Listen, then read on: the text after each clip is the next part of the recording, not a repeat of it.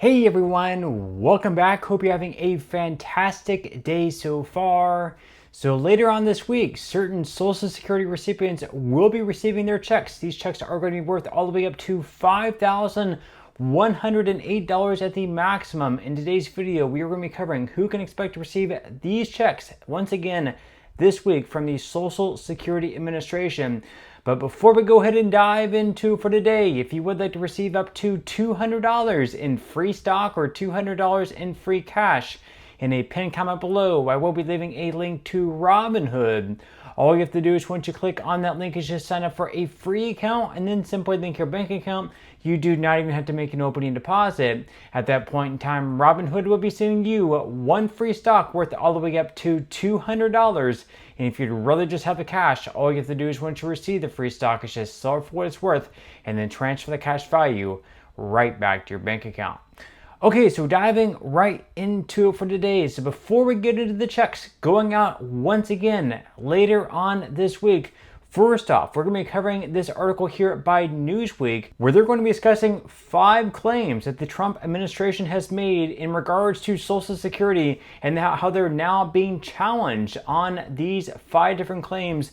Leave your thoughts and comments below about this. Are you more on Trump's side or are you more on Elizabeth Warren, who is challenging the Trump administration on the claims that they're making in regards to Social Security? So once again, according to Newsweek, Trump admin challenged over 5 Social Security claims. The first claim is tax relief for seniors. So the White House said that under the One Big Beautiful Bill Act, Trump's mega spending bill that passed Congress earlier this year, the quote, vast majority of seniors would no longer pay taxes on Social Security income.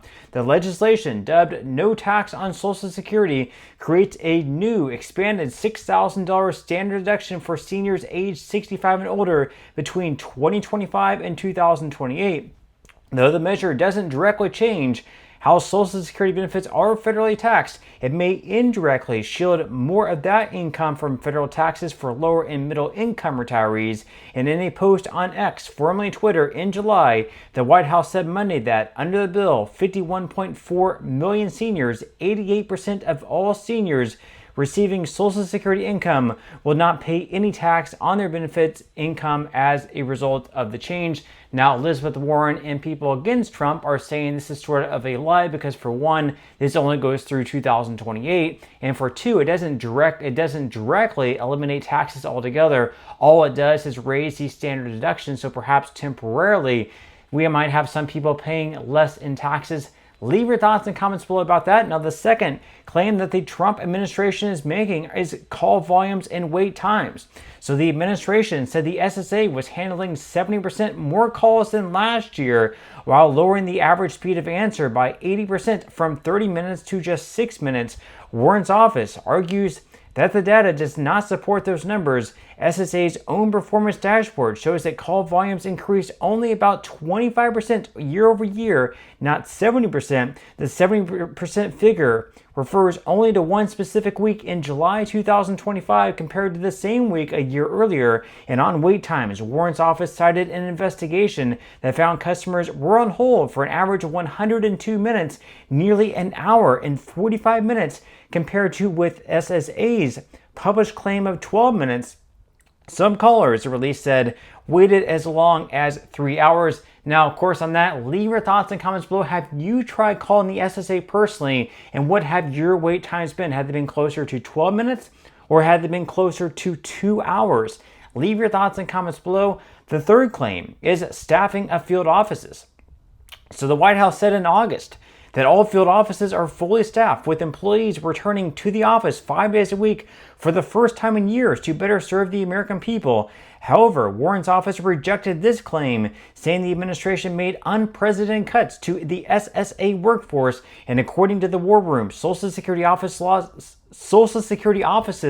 lost about 20% of their staff, which has caused delays in service and lowered staff morale. And in February, the agency said it planned to cut workforce numbers from 57,000 down to 50,000. A lot of that had to do with DOGE cuts. They're wanting to cut down on the amount of employees at the federal government. That's why they wanted to cut the 57,000 number down to 50,000. So more than likely, Warren is probably more correct on that we actually been cutting staff at the SSA than actually boosting it up. Now, the fourth claim made by the Trump administration has to do with technology improvements. So the Trump administration has claimed the SSA has made vast technology improvements, which Warren's office has said is inaccurate, describing the rollouts as haphazard and poorly tested, and that his administration has failed to adhere to basic IT modernization guidelines and did not properly inform Congress about its AI programs. In spring 2025, SSA introduced an anti-fraud algorithm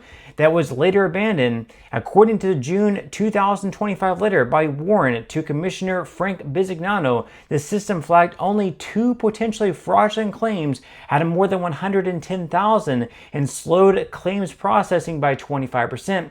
And the administration also recently introduced an AI-based chatbot feature on SSA's 1-800 number. Warren's office said the system created new obstacles, callers being disconnected or unable to reach a live agent, while others received answers to questions they had not asked. Again, leave your thoughts and comments below on that. Have you tried calling SSA and experiencing actually speaking with this AI live bot? Has it been a good experience? Has it been a negative experience? Leave your thoughts and comments below. And finally, the fifth claim made by the Trump administration has to do with cost savings and fraud prevention. So the White House has claimed the SSA has saved more than $1 billion this year through efficiencies and addressed billions of dollars in improper payments. But Warren's office once again disputed this, saying that it lacked evidence. Again, leave your thoughts and comments below on that. Now, in some other news, of course, later on this week,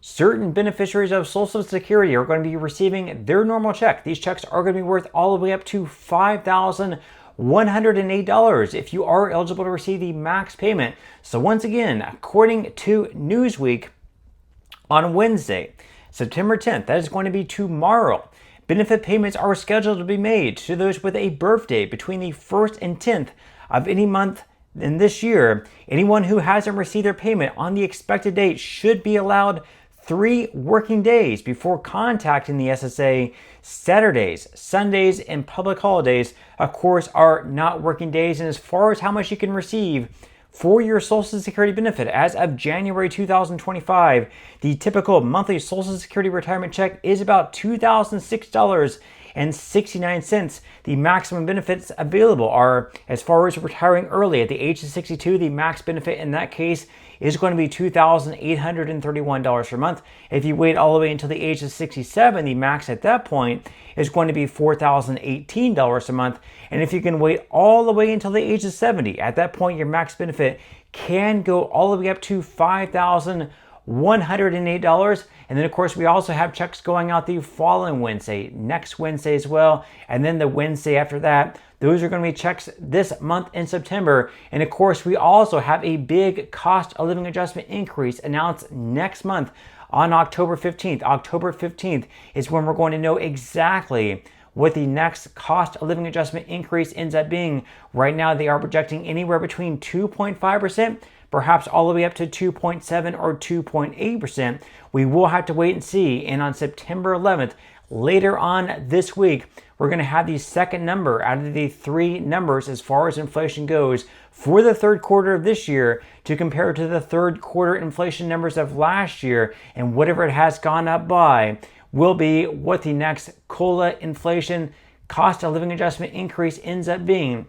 So again, they're talking anywhere between 2.5 to 2.8%. We will have to wait and see. But with that said, that's all I have for today's video. I certainly hope you enjoyed and found value out of it, and I will see you in the next one.